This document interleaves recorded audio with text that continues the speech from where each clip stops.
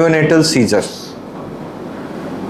Neonate मतलब newborn, 28 दिन से पहले, और सीजर का मतलब हुआ कि हिंदी में क्या बोलते हैं, चमकी, है ना। तो सिंस हम लोग मेडिकल हॉस्पिटल्स में बात कर रहे हैं तो चमकी तो लेमन लोगों के लिए, तो यहाँ पर कन्वल्शन का मतलब है एबनॉर्मल, माने अल्टरेशन। मोटर, मोटर क्या होता है, जैसे हम लोग का जो मांसपेशियों का एक्शन, उसमें कुछ अचानक से बदलाव, मतलब जैसे हमारा हाथ ऐसे चल रहा है, अब ये अचानक से ऐसे ऐसे चलने लगा, एबनॉर्मल मोटर मूवमेंट या ऑटोनोमिक मूवमेंट। ऑटोनोमिक मूवमेंट का मतलब होता है धड़कन, किसी का धड़कन बढ़ जाए, ठीक है, ठीक है। तो ऑटोनोमिक नर्वस सिस्टम होता है, उसी से ऑटोनोमिक वर्ड आया। तो आप लोगों के लिए ध्यान रखना है कि यदि एक नवजात बच्चे में कुछ एबनॉर्मल मोटर एक्टिविटी, मतलब मस्कुलर एक्टिविटीज होने लगे या ऑटोनोमिक एक्टिविटी होने लगे, तो उसको हम लोग क्या बोलते हैं, न्यूनेटल सीजर। अभी मैं इसको एक्सप्लेन करूंगा। तो नवजात बच्चों में 4 तरीके से मिर्गी के लक्षण दिख सकते हैं। जो सबसे कॉमन है उसको क्या बोलते हैं, सटल सीजर। क्या बोलते हैं, सटल सीजर। सटल सीजर मतलब आपको, यदि आपको बहुत ज़्यादा मरीज नहीं देखे हैं, बहुत अनुभव नहीं है, तो उसको आप मिस कर सकते हो, ठीक है। तो सटल सीजर में क्या होगा कि मैंने पहले भी बताया कि जैसे बच्चा, ये देखोगे मुंह अचानक से सकिंग मूवमेंट होगा। तो नॉर्मली बच्चा जब दूध पीता है तो सक करता है। अब यदि बिना दूध पिए यदि वो लगातार सकिंग मूवमेंट हो रहा है, या देखोगे हाथ ऐसे से, इसको बोलते हैं बॉक्सिंग। क्या बोलते हैं, बॉक्सिंग। तो बहुत लोगों को लगेगा बच्चा खेल रहा है, लेकिन वो हो सकता है सीजर हो। या पैडलिंग, जैसे साइकिल चलाते हैं तो ऐसे ऐसे ऐसे चलाते हो, इसको बोलते हैं पैडलिंग, ठीक है। तो ये अलग अलग रूप में हो सकता है। तो अभी ऐसे ऐसे को सीजर पकड़ना मुश्किल है, पैडलिंग को पकड़ना मुश्किल है, सकिंग को मूवमेंट, ठीक है। या एक ही तरफ देख रहा है बच्चा, एक ही तरफ देख रहा है, ठीक है। तो ये सारी चीजें हो गई subtle seizure, SUBTLE, subtle seizure. दूसरा होता है क्लोनिक मूवमेंट। क्या होता है, और एक होता है टोनिक मूवमेंट। तो टोनिक क्या हुआ कि सस्टेन्ड कॉन्ट्रैक्शन, जैसे ऐसे एक ही तरह टाइट कर ली, क्या हुआ, टाइट कर ली। और एक होता है क्लोनिक, जैसे बार बार झटका आ रहा है, ठीक है, रिपीटेड मस्कुलर मूवमेंट। और एक होता है मायोक्लोनिक सीजर, अचानक से जैसे मतलब एकदम झटका से आएगा, इलेक्ट्रिकल एक्टिविटी, ठीक है। तो नवजात बच्चों में यदि कोई आपसे पूछे कि सबसे कॉमन सीजर क्या है, सबसे ज़्यादा कन्वल्शन का क्या कारण, तो उसमें आता है सटल सीजर। फिर एक आता है क्लोनिक मूवमेंट, उसमें रिपीटेटिव मूवमेंट होगा, है ना, जैसे ये एंगल ऑफ माउथ,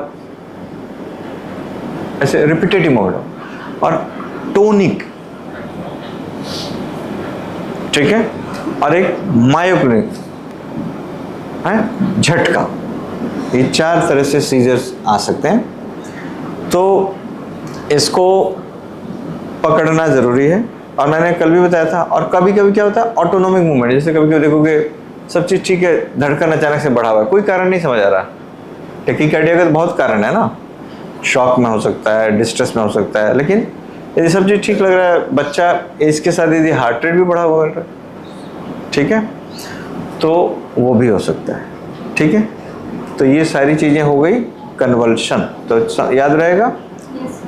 अब कन्वल्शन के कारण क्या होंगे, बहुत सारे कारण हो सकते हैं। एक कारण होता है जो कॉमन NICU में हम लोग देखते हैं, वो हाइपोग्लाइसीमिया, शुगर की कमी है। हाइपोकैल्सीमिया, कैल्शियम की कमी है। थोड़ा और रेयर में आ जाओ, हाइपोमैग्नीसीमिया, मैग्नीशियम की कमी है। तो कैल्शियम, मैग्नीशियम, शुगर, ये सारी चीज़ें और भी हैं। आप लोगों के लेवल में बस इतना जानना है, आपको 2 ही चीज़ पे फोकस करना है, शुगर और कैल्शियम। ये 2 चीज़ें हैं और ये ट्रीटेबल है। आप चाहो तो इसको, यदि ये पकड़ा गया तो इसको आप दे के ठीक कर सकते हो। दूसरा, कुछ ब्रेन के प्रॉब्लम, ब्रेन में मान लो बर्थ एस्फिक्सिया हो गया, है ना, HI होता है ना, हाइपोक्सिक इस्कीमिक एन्सेफेलोपैथी, देर से बच्चा रोया, उसमें हो सकता है। कोई जन्मजात ब्रेन का प्रॉब्लम, उसमें हो सकता है।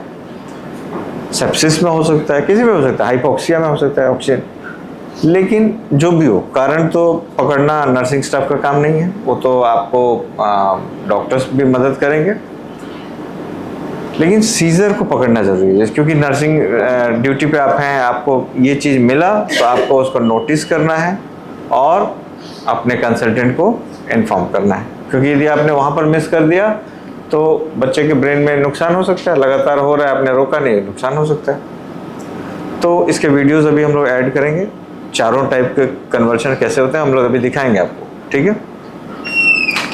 अब बच्चा आ गया इमरजेंसी में, या बच्चा ऑलरेडी इमरजेंसी में एनआईसीयू में एडमिट है, तो करना क्या है? तो कभी भी जब, हमेशा न्यूबॉर्न में देखी बात बोलते हैं, टेम्परेचर, एयरवे, ब्रीदिंग, सर्कुलेशन, ठीक है। तो सबसे पहला स्टेप क्या है कि यदि आपको लग रहा है कि इस चमकी के कारण रिससिटेशन की ज़रूरत है, किसकी ज़रूरत है? रिससिटेशन, माने बच्चा सांस रुक गया, ठीक है, हार्ट रेट घट गया, तो यदि कभी भी ऐसा लग रहा है तो पहला स्टेप है रिससिटेशन इफ़ नीडेड।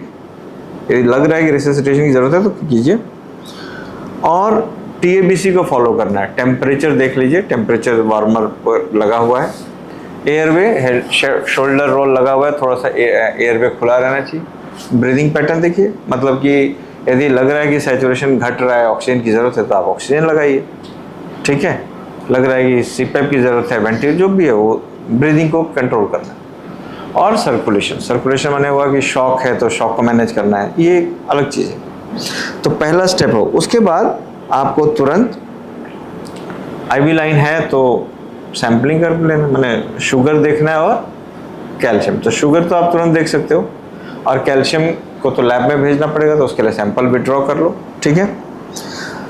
तो पहला स्टेप, आपने बच्चे को स्टेबलाइज किया, आइदर बाय डूइंग रिससिटेशन, और if not then just by doing some simple things like temperature control, airway, breathing, circulation, इतना चीज़ आपने ध्यान कर लिया। ये पहला स्टेप है, and this is most important. आप बाकी सब चीज़ कर रहे हो, यही नहीं कर रहे हो तो कोई फायदा नहीं। सेकेंड स्टेप में आपने उसी समय ब्लड शुगर देख लिया है, और यदि ब्लड शुगर कम है, सपोज करो कि 45 मिलीग्राम पर डेसीलीटर से कम है, तो आपको किसी डॉक्टर से उसमें पूछने की ज़रूरत नहीं है। डॉक्टर हैं तब तो अच्छी बात है, लेकिन यदि कोई है नहीं और आपको लग रहा है कि ये 25 का आ रहा है, 30 का शुगर आ रहा है, ब्लड शुगर, तो ये एक इम्पॉर्टेंट कारण हो सकता है हाइपोग्लाइसीमिक सीजर, शुगर के कमी से सीजर हो रहा है। तो यहाँ पर आपको 2 ml पर kg, ध्यान से सुनिएगा, 2 ml पर kg ऑफ 10% डेक्सट्रोज। बहुत बार लोग क्या करता है, 25%, 50% दे देता है, कि वैसा देने से नुकसान है। आपने बहुत शुगर कर दिया, इंसुलिन रिलीज होगा, फिर हाइपोग्लाइसीमिया होगा, ठीक है। तो आपको 10% डेक्सट्रोज 2 ml पर kg से देना, ठीक है। ये इंपॉर्टेंट बात है। और उसके बाद चूंकि आपका बच्चे को हाइपोग्लाइसीमिया है, तो ये दोगे तो ये तो एक्यूट करेक्शन हुआ। उसके बाद आपको मेंटेनेंस डेक्सट्रोज का लगाना पड़ेगा। जब हम लोग हाइपोग्लाइसीमिया पे बात करेंगे तो हम लोग जानते हैं कि 6 to 8 मिलीग्राम पर kg पर मिनट, ये ग्लूकोज का रेट होना चाहिए, 6 to 8 मिलीग्राम पर kg पर मिनट, ठीक है। वो 6 to 8 कैसे होगा वो हम लोग एक सेपरेट चैप्टर में बात करेंगे, लेकिन अभी फिलहाल के लिए याद रख लीजिए 6 to 8 मिलीग्राम पर kg पर मिनट का इन्फ्यूज़न चलाना है टू मेंटेन, ताकि बार बार हाइपोग्लाइसीमिया ना हो। कई बार इससे नहीं काम चलता है तो हम लोग 10 पे जाते हैं, 12 पे जाते हैं, 12 मिलीग्राम पर वो जाते हैं, लेकिन अभी हम लोग यहाँ पर नॉर्मल सिनेरियो की बात कर रहे हैं। आमतौर पर 6 to 8 में आपका काम चल जाएगा। तो याद रखना, बोलस ऑफ 2 ml पर kg, 2 किलो का बच्चा है तो 4 ml ऑफ 10% डेक्सट्रोज, 25%, 50% का इस्तेमाल नहीं करना, और इसको बोलस देना है, स्ट्रेट देना है, ठीक है। अब इसके बाद आपने जो सैंपल निकाला था फॉर कैल्शियम, और सपोज करो कि आपका शुगर नॉर्मल आया, तो आप तब तो ये वाला स्टेप स्किप करोगे, शुगर नॉर्मल तो ये नहीं करना है। और कैल्शियम यदि आपका पता चला कि कम आ रहा है, ठीक है, तो यहाँ पर आपको कैल्शियम 10% कैल्शियम ग्लूकोनेट आता है, सब लोग यूज़ करते हो, उसको भी 2 ml पर kg IV, 2 ml पर kg IV। लेकिन वहाँ पे ग्लूकोज में तो आपने सीधे दे दिया था, यहाँ पर आपको डायरेक्ट पुश नहीं करना है, क्योंकि कैल्शियम ग्लूकोनेट से क्या होगा,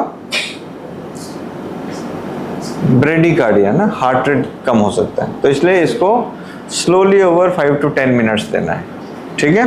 तो ये आपको ध्यान रखना है कि कैसे है। तो कैल्शियम ग्लूकोनेट में एक बात ध्यान रखना है कि इसको स्लोली देना है अंडर कार्डियक मॉनिटरिंग। दूसरा क्या इंपॉर्टेंट बात है, कैल्शियम ग्लूकोनेट को जितना आपने कैल्शियम ग्लूकोनेट कैलकुलेट किया उतना ml डिस्टिल वाटर से उसको डाइल्यूट करना है। सपोज करो आपने जोड़ा 4 ml, तो प्लस 4 ml डिस्टिल वाटर से डाइल्यूट कर दी, और तब ओवर 5 to 10 मिनट्स स्लोली देना है। जब भी लगे थोड़ा सा हार्ट रेट करा तो थोड़ा रुक जाओ, ठीक है, ये ध्यान रखना है। तो ये अक्सर ये गलतियां हो जाती हैं कि लोग को डाइल्यूट करना भूल जाते हैं, लोग को डोज याद नहीं रहता है, ठीक है। और बहुत लोग ऐसे सोचते हैं कि इस कैल्शियम को फ्लूइड में डाल दें, तो फ्लूइड में तो टाइम लगेगा ना, आपके पास टाइम नहीं है, तो आपको इसको स्लोली देना है, लेकिन 5-10 मिनट के अंदर दे देना है। इन्फ्यूज़न पंप में पूरा बोतल में डालोगे कितना देर में जाएगा, बहुत टाइम लगेगा। तो मेंटेनेंस फ्लूइड में नहीं डालना है। ऐसा नहीं कि नहीं डाल सकते हैं, यहाँ पर नहीं डालना है सीजर पॉइंट ऑफ व्यू से, क्योंकि वहाँ पे आपको बोलस देना है स्लोली। अब ये सब हो गया, तो आपने पहला स्टेप स्टेबलाइज किया बच्चे को, दूसरा स्टेप में ग्लूकोज देखा, तीसरा स्टेप में कैल्शियम देखा। अब आपके बच्चे में कोई सुधार नहीं आया, ठीक है, तो क्या करना है, अब यहाँ पर ज़रूरत पड़ेगी एंटी कन्वल्सेंट। एंटी कन्वल्सेंट चमकी रोकने की दवा, तो उसको आपको शुरू करना है। तो मोस्ट कॉमनली यूज्ड, या जिसको बोल सकते हैं first line anti convulsant drug क्या होता है, phenobarbitone. Very good.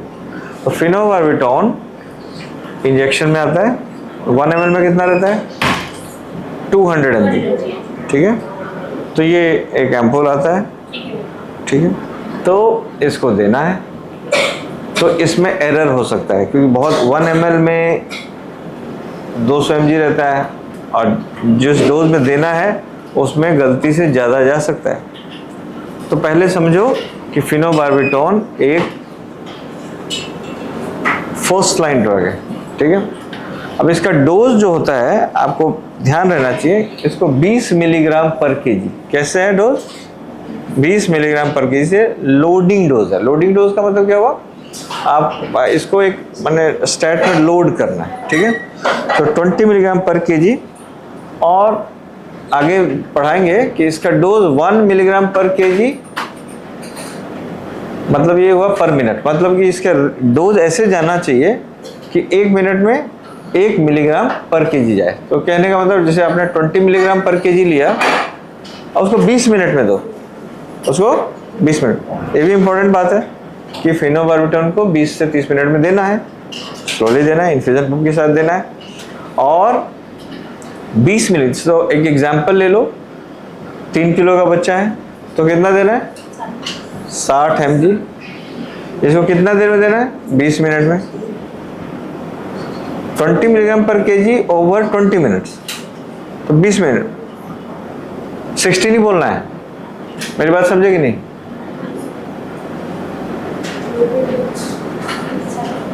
Twenty milligram per KG over 20 minutes.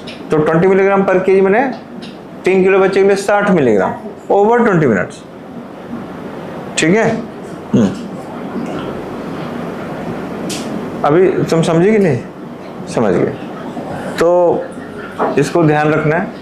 अब इम्पोर्टेंट क्या है कि जब आप, तो बताओ 1 ml में 200 mg है, तो 60 मिलीग्राम कितना में होगा,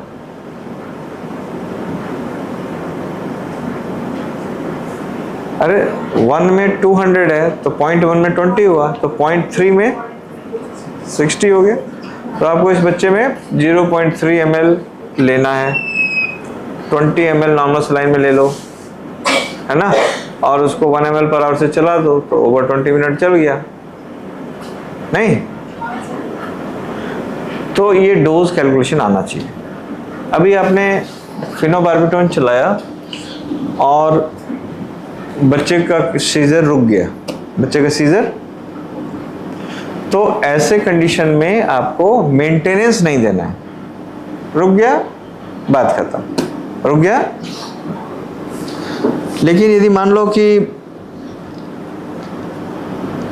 दिए उसके बाद भी चमकी आ रहा है, तो 5-5 मिलीग्राम पर केजी के एलिक्विड्स में 40 मिलीग्राम तक देना। मैं 20 ऑलरेडी दे चुके हो, 5 मिलीग्राम दो, फिर 5 मिलीग्राम दो, फिर 5 मिलीग्राम, फिर 5, तो इसको देना है 5 milligram per KG up to total of 40 milligram. 20 already दे चुके हो, 5 फिर दो, 5 फिर दो, 5 फिर दो, 5 मैंने 5 मिलीग्राम पर केजी और टोटल 40 तक देना है। ठीक है, इतना तो क्लियर हो गया। लेकिन जब आपने 20 मिलीग्राम से क्रॉस कर गए, जब आपको 5-5-5 करके 40 तक जाना पड़ गया, तो यहाँ पर आपको मेंटेनेंस फ्लूइड, मेंटेनेंस ड्रग चलाना है। मेंटेनेंस ड्रग कितना होता है? 3 से 4 milligram per KG per day.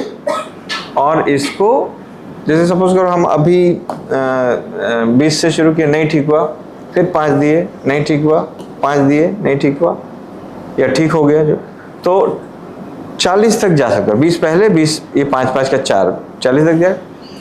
इस पे पहला में यदि 20 पे ही रुक गया, लोडिंग दिए उसी पे रुक गया, तो मेंटेनेंस नहीं देना है। लेकिन यदि 5-5 करके एक्स्ट्रा देना पड़ रहा है, तो यहाँ पर आपको मेंटेनेंस फिनोबार्बिटोन 3 से 4 मिलीग्राम, कहीं कहीं 5 भी लिखता है, पर केजी पर डे, 3 से 4 milligram per KG per day को फिनोबार्बिटोन को मेंटेनेंस चलाना है।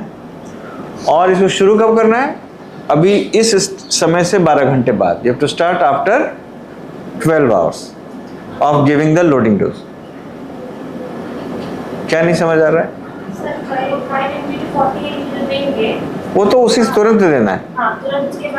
अब मान लो तुम्हारा 5-5 पे गए और तब जाके सीजर रुक गया, तब तो आप चले जाओ वहाँ पर। उसके 12 घंटे बाद मेंटेनेंस देना है 3 से 4। ठीक है, अभी हम लोग आगे डिस्कस करेंगे आप लोगों से। तो जो लास्ट लोडिंग डोज दिया उसके 12 घंटे बाद आपको मेंटेनेंस देना है। अब सपोज करो कि मेंटेनेंस आपने फिनोबार्बिटोन दिया और 48 घंटे बाद उसके बाद सीजर नहीं आया, सीजर नहीं आया, तो फिनोबार्बिटोन को बंद कर देना है। ठीक है, अब देखो एक दूसरा सिनेरियो, आपने फिनोबार्बिटोन का लोड किया, 5-5-5 करके 40 तक गए। ठीक है, सीजर अभी भी नहीं रुका, सीजर रुक गया 40 तक में, तो मेंटेनेंस चला दो 12 घंटे बाद। सीजर नहीं रुका, तो यहां पर आपको वो मेंटेनेंस तो चलाना ही है, सेकेंड लाइन एंटी कन्वर्सन भी ऐड करना है। 40 पे रुका नहीं है, रुक गया तो आप मेंटेनेंस चला के भूल जाओ, और 48 घंटा चमकी नहीं आया तो मेंटेनेंस बंद भी कर देना। लेकिन यदि मान लो 40 के बाद भी आ रहा है, तो सेकेंड लाइन एंटी कन्वर्सन चलाना है और उधर मेंटेनेंस चला देना है। ठीक है, तो आपका प्रिस्क्रिप्शन में होगा phenobarbitone 4 milligram per KG per day after 12 hour, and seizure रुक नहीं रहा तो फेनिटोइन भी शुरू कर दो, है ना। तो फेनिटोइन का डोज सेम है, it is 20 milligram per KG loading dose over 20 minute.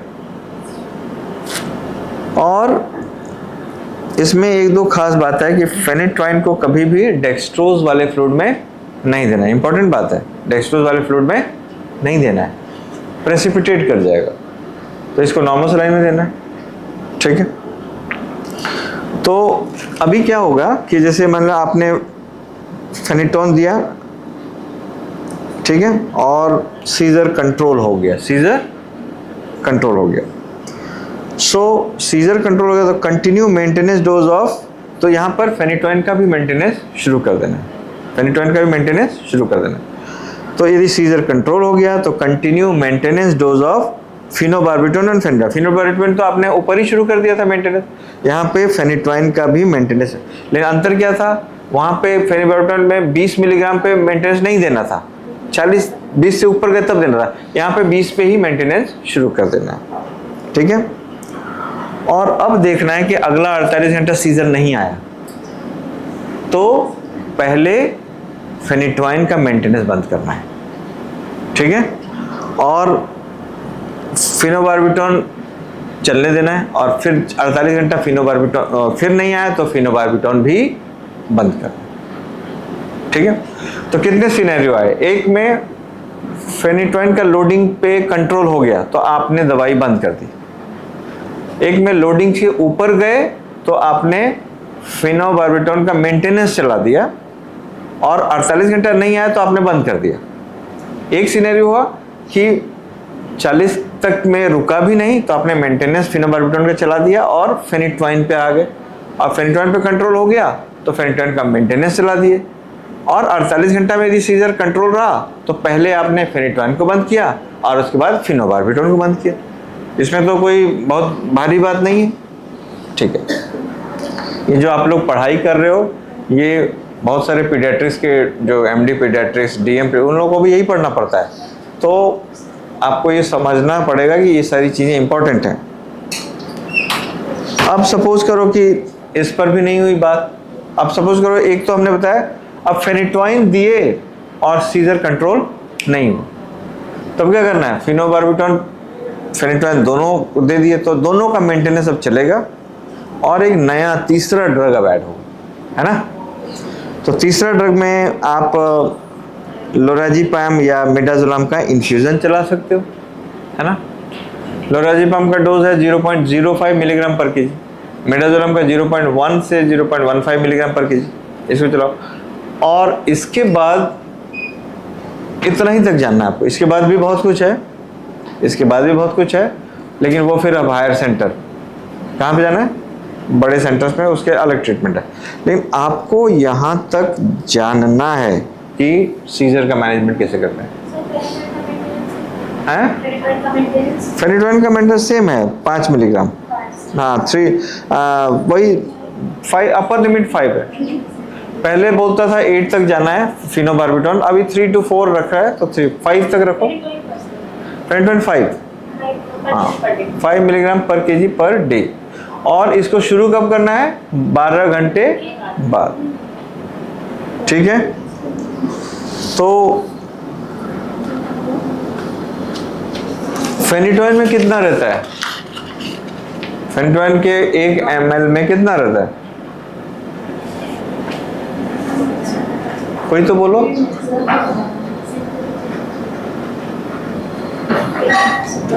Phenytoin कभी नहीं देखे हो क्या, मैंने उसका बोतल को देख के क्या करना है, अंदर देखना है ना। 1 ml में 50 mg, और 2 ml का एम्पुल आता है तो एक एम्पुल में 100 मिलीग्राम, एक एम्पुल 2 ml है तो 2 ml में 100 मिलीग्राम, 1 ml में 50 मिलीग्राम, ठीक है। इतना तो समझ गए।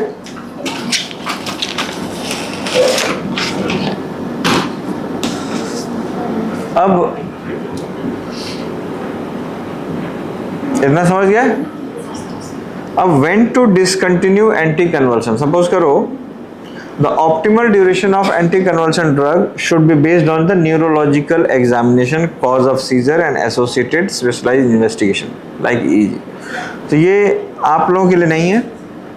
अब कुछ आप लोगों के लिए इंपॉर्टेंट बातें हैं। कभी कभी क्या होता है, जिटरीनेस होता है बच्चे में, न्यूबॉर्न्स में, देखो ऐसे हाथ कांपता है, उसको मिर्गी से कैसे पकड़ेंगे। तो हम लोग हमेशा सिखाते हैं कि यदि आपने उसको ऐसे रोक लिया और रुक गया तो इसका मतलब सीजर नहीं है, वो जिटरीनेस है।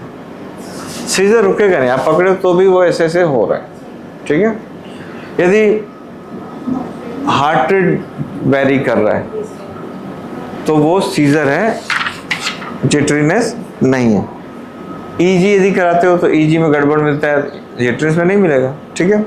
और गेज के साथ एबनॉर्मल गेज, जैसे मान लीजिए कोई हिल भी रहा है ऐसे देख रहा है, एबनॉर्मल गेज, ये सीजर के फेवर में है।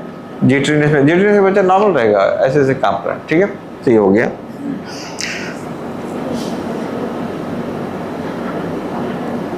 ठीक है। और जिटरीनेस हल्का होता है, ट्रेमर जैसा होता है, हल्का, है है ना, ऐसे रहेगा, रुको तो रुक जाएगा, और जो कन्वर्शन होगा वो थोड़ा बड़ा होगा और होते रहेगा। तो ये भी आपने जान लिया। डाइजीपाम का इस्तेमाल नहीं करना है आपको। हमने अभी बात किया ना, मिडाजोलाम लो, एक ही ग्रुप का दवा है बेंजोडाइजेपिन, लेकिन डाइजीपाम का इस्तेमाल नवजात बच्चे, बड़े बच्चे में कर सकते हैं। रेस्पिरेटरी डिप्रेशन वगैरह ज़्यादा करता है और उसमें कुछ केमिकल्स रहता है, ठीक है, इसलिए उसको अवॉइड किया गया। तो इतना हो गया। तो नियोनेटल सीजर में आपने क्या देखा, अभी हम लोगों ने जो भी बात किया, आपने देखा कि इसको ये क्या है, ये कैसा दिखता है, मतलब कितने प्रकार का है, 4 प्रकार का है। इसको एक नॉर्मल वेरिएंट जिटरीनेस से कैसे अलग करेंगे, यदि ये सीजर ही है तो इसका कारण क्या है, कारण भी है हो गया तो अब इसका ट्रीटमेंट क्या है। तो ट्रीटमेंट में आपने देखा था स्टेप्स है, TABC, temperature, airway, breathing, circulation, उसके बाद एंटी कन्वर्शन उसके बाद आता है।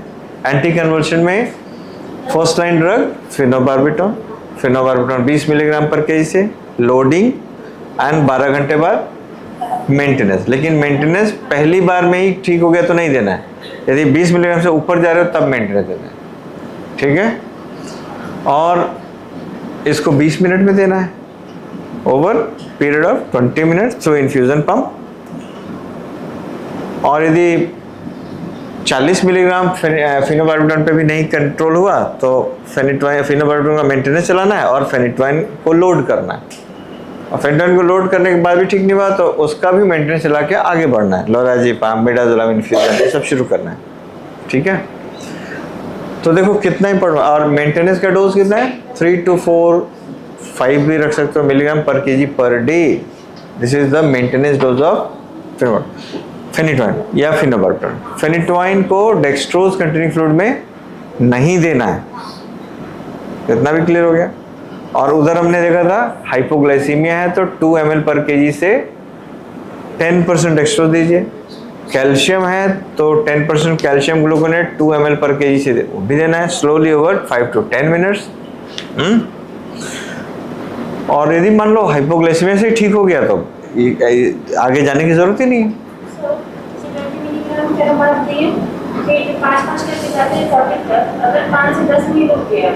रुक गया तो अच्छी बात है, 40 जरूरी नहीं है, लेकिन आप 20 से ऊपर चले गए ना तो यहाँ मेंटेनेंस शुरू करना है।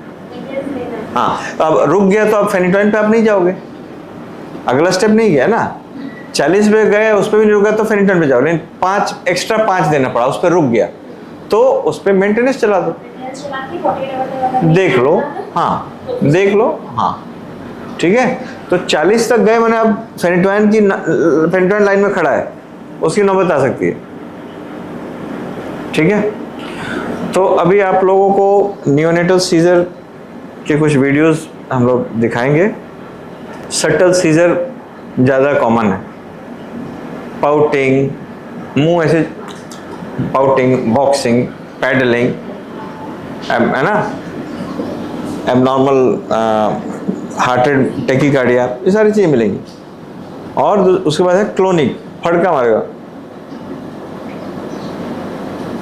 ठीक है, आंख के ऊपर हो सकता है, ठीक है। और एक बार टोनिक, और एक बार झटका, इलेक्ट्रिकल एक्टिविटी, करंट मारता है, क्या लगा तो। लेकिन किताब में जो लिखता है ऐसा नहीं कि मैं ऐसे करूँ तो वैसा ही मिलेगा, कुछ वेरिएशन होगा, और वो आप जितना पेशेंट देखोगे उतना पता चलेगा, ठीक है। तो आपके लेवल में इतना ही जानना है। नर्सिंग में ऐसा नहीं कि आपको एकदम सब चीज़ जाना है, इतना भी जानो, इतना में काम हो जाए। अब कैल्शियम देते हो, कैल्शियम दवा यदि एक्स्ट्रा वेसेट हो गया तो पूरा वो नेक्रोसिस कर देता है चमड़े को, कैल्शियम को बहुत ध्यान से देना है ना। फिनोबार्बिटॉन तेजी से दे दिए तो पता चला रेस्पिरेटरी, हाँ रेस्पिरेटरी अरेस्ट हो गया। तो ड्रग्स को स्लोली देना है, जैसा प्रिस्क्राइब्ड है वैसे ही देना है, और जो तेज से देना है उसको धीरे दे रहे हो, ग्लूकोज को देना है तो उसको इन्फ्यूज़न से दे रहे हो, है ना। तो ग्लूकोज को देना है 25 पर, अभी भी चले जाओ बहुत सारे जगह में लोग 25% और 50% एक्सट्रोल देता है हाइपोग्लाइसीमिया, लेकिन आपको पढ़ा दिया गया तो आपको नहीं देना है, ठीक है।